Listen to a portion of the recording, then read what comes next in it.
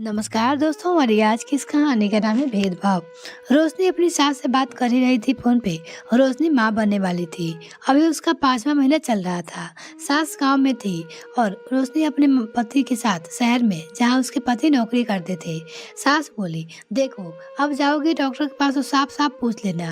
रोशनी कुछ बोलती उससे पहले ही राकेश से उससे फोन ले लिया। हाँ माँ, पूजा पाठ ठीक से हो रहा है ना? इस बार हम लोग नहीं आ पाए, अगले साल हम साथ रहेंगे दुर्गा पूजा में, मजा आएगा। डॉक्टर ने रोशनी को लंबी यात्रा से मना किया है। उधर राकेश की माँ बोली, वो सब तो ठीक है, पहले तो ये बात तूने डॉक्टर से पूछी कि नहीं, पेट में क्या है, सही है गलत? राकेश बोला, वो माँ मैं पूछ नहीं पाया। अच्छा ये बताओ तुम कब आओगी, टिकट करवा देता हूँ। राकेश ने बात टाल दी। रोशनी चुपचाप से राकेश के चेहरे को देख रही थी। वो इतना घबरा क्यों रहा था, रोशनी समझ नहीं पा रही थी। जब राकेश फोन रख दिया तब रोशनी ने पूछा, माँ क्या कह रही थी, सही गलत मैं समझी नहीं। अरे छोड़ो ना, राकेश उसे टालना चाहा।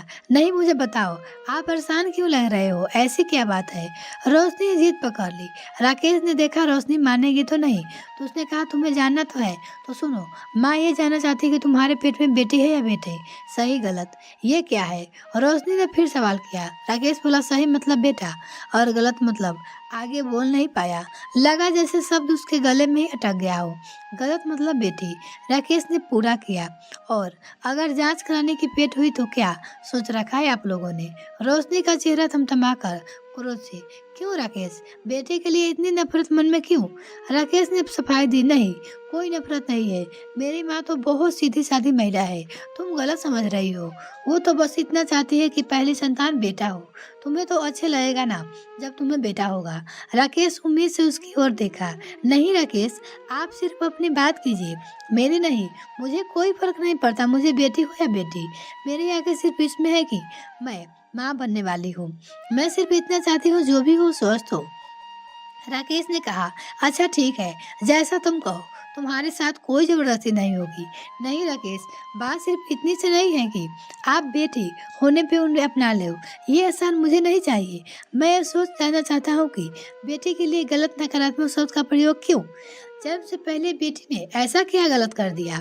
मुझे दूसरे की सोच से फर्क नहीं पड़ता, लेकिन आपकी सोच। एक बात कहूँ, अगर आप यही सोच दो फिर मैं एक फैसला करना चाहती हूँ। आज बेटी होने पे आपके और आपके परिवार के साथ मैं नहीं रहूंगी। मैं बिल्कुल बर्दाश्त नहीं कर पाऊंगी मेरे बेटे के साथ भेदभाव किया जाए। नहीं रोशनी, मैं कोई भेदभाव नहीं करूँगा। राकेश बोला, मैं आपकी बात का विश्वास करूँ। अच्छा आप ही बताओ, माँ की ये सोच आपकी नज़र में सही है या गलत? राकेश होश में रहकर बात करूँ, मेरी माँ है, माँ गलत नहीं हो सकती। राकेश थोड़ा गुस्सा होते हुए बोला। रोशनी बोली, माँ गलत नहीं हो सकती कैसे? माँ के कहे अनुसार बेटी गलत होती है। माँ भी तो किसी की बेटी है और वो जन्म के साथ वो गलत हो गई।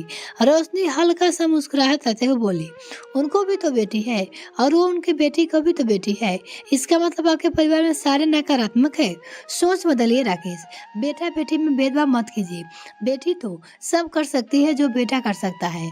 समाज परवरिश करके तो देखिए बेटियों को, क्या कुछ नहीं कर सकती? रोशनी तुम सही कर रही हो, मुझे माफ कर दो। अपने होने वाले बच्चे के बारे में मैं ऐसा सोचा ये नहीं है रही कि माँ बनने से उससे दो चार बोलता। रोशनी राकेश से कुछ बोली नहीं, लेकिन मन ही मन सोचती। खुद को कहा, रोशनी लंबी लड़ाई है, कमर कस ले, यह भेदभाव तो परिवार से खत्म करना होगा। हमारी नेक्स्ट कहानी के नाम है क्रोध। सुहानी रोहन की 6 महीने पहले शादी हुई थी। सास ससुर पति सभी देखने से अच्छे थे, सब मिलजुल कर ठीक ठाक चल रहा था। एक दिन सुबह सुबह सुहानी पूजा करने के लिए बैठी ही थी कि सास ने कमरे से आते बाद, सुनो बहू ये ताबीज है, इसे गले में पहन लो। वो लोग के गले पहन गई, फिर अचानक रुकते हुए बोली, माँ लेकिन ये किस लिए? सास थोड़ा शक पकाते हुए बोली, ये एक पीर बाबा ने दिया है और कहा है तुम्हारी कोख बंदी है, तुम्हें बच्चे नहीं हो सकते, लेकिन ये ताबीज पहन लो तो हो जाएगा। ये हंसते हुए बोली, क्या माँ आप भी शादी को तो कुछ ही महीने हुए हैं, इतनी जल्दी कैसे पता चल सकता है? और शर्माते हुए बोली, जब हम लोग चाहेंगे तभी तो होगा। इस पे सास बोली, ठीक है, तुम ऐसा नहीं मानोगे, रुको, मैं तुम्हारे ससुर जी को बाज लगाई। सुनते ही यहाँ आइए, बहू बोल रही है तभी नहीं पहनेगी। ससुर जी ने कहा, बहू पहन लो, ये तुम्हारे भले के लिए है, बस एक बार बच्चे हो जाए फिर गले में डाल देना बस। बहू ने कहा, लेकिन बाबूजी ये अंधविश्वास। आप बोलिए, मुझे कौन से उपास करना है, रामायण पाठ करनी है मैं करूँगी, लेकिन तभी जरूर किसी पीर बाबा से मिलना मुझे सही नहीं लगता। ससुर तैस आके धमकाते हुए बोले, मैंने पूछा नहीं, तुम्हें आदेश दिया है। सुहानी सहम गई, लेकिन अपनी बात पे अड़ी रही। धीरे से बोली, आपके डर से मैं ऐसा कोई काम नहीं करूंगी बाबूजी जो गलत हो। यह सुन सास ससुर की क्रोध का ओंकार भरते हुए बोले, तुम्हारे इतनी मजाल। फिर उन्होंने सुहानी को मारने के लिए हाथ उठाया। सुहानी संभलती हुई थी, वो सोचने लगी, भाग के दूसरे कमरे में चली गई। उसके बाद पूरा दिन सास और ससुर जोर जोर से बोल रहे और उसकी जली कुटी सुनाते रहे। सुहानी सिर्फ चुपचाप रोए जा रही थी। उसे इतना बात का दुख हो रहा था कि उसकी वजह से माँ बाबूजी परेशान है, लेकिन बात को कैसे माने। उसने सोचा, रोहन आएगा तो बोलूंगी, माँ बाबूजी पे गुस्सा मत कीजिए, उन्हें प्यार से समझाएगा। शाम में रोहन आया। घर में तनावपूर्ण वातावरण है, ये घर आते ही समझ गया। बाबूजी सोफे बैठे चुपचाप माँ की बेड पे लेटी थी। अपने कमरे में सुहानी को ना देख उसने पूछा, माँ सुहानी कहाँ है? माँ ने कुछ जवाब नहीं दिया। तब बालकनी के सटे आधे कमरे में गया, वहाँ सुहानी बैठी थी। रोहन पूछा तो सुहानी ने सब बताया। रोहन ने उसे कुछ न कहा, फिर अपनी माँ बाबूजी के पास आया। कुछ देर बाद रोहन सुहानी के पास आया, प्यार से उठाते हुए बोले, सुहानी चलो अपने कमरे में, क्या हाल बना ली है अपना?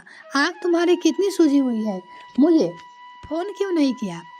वो रोहन अपनी पत्नी सुहानी से कहता है। रोहन को सुहानी के बात से सुना हल्का लग रहा था।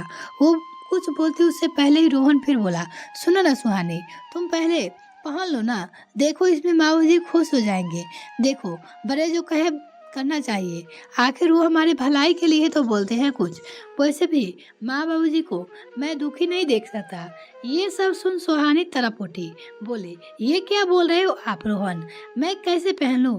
माँ बाबूजी को भी दुख नहीं कर सकती, लेकिन गलत तो गलत है ना, वो कैसे मान लूं?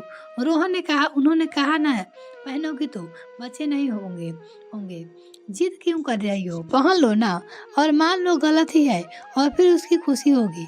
अब सुहानी का गुस्सा आ गया। वो बोली, खुश करो अपने आत्मसम्मान की बलि देके, ठीक है, पहनना ही पड़ेगा, इसलिए कि मेरे पति मर्द नहीं है, इसलिए तो मैं अपने पे ताबीज पे भरोसा है। बिना जांच ही पता है कि मुझे में कमी है, तो ठीक है, मैं क्या आपको छोड़ दूँ?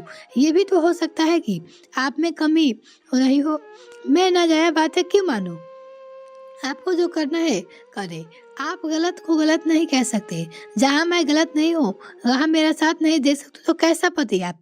मैं आपको छोड़ सकती हूँ सदा के लिए। रोहन सर पे नीचे करते हुए कहा, मुझे माफ कर दो, ये जानते हुए भी कि माँ बाबूजी गलत है, उन्हें मैं कुछ ना कह सकता। बुढ़ापे में उन्हें रुलाई मुझसे नहीं होगा, तुम जा सकती हो। उसने कहा, इन दोनों कहानी में से कौन सी कहानी आपको सही लगी, हमें कमेंट करके लिखना ना भूले। वीडियो देखने के लिए बहुत बहुत धन्यवाद। अगर मेरे चैनल को अभी तक सब्सक्राइब नहीं किया तो प्लीज मेरे चैनल को जल्दी से सब्सक्राइब कीजिए।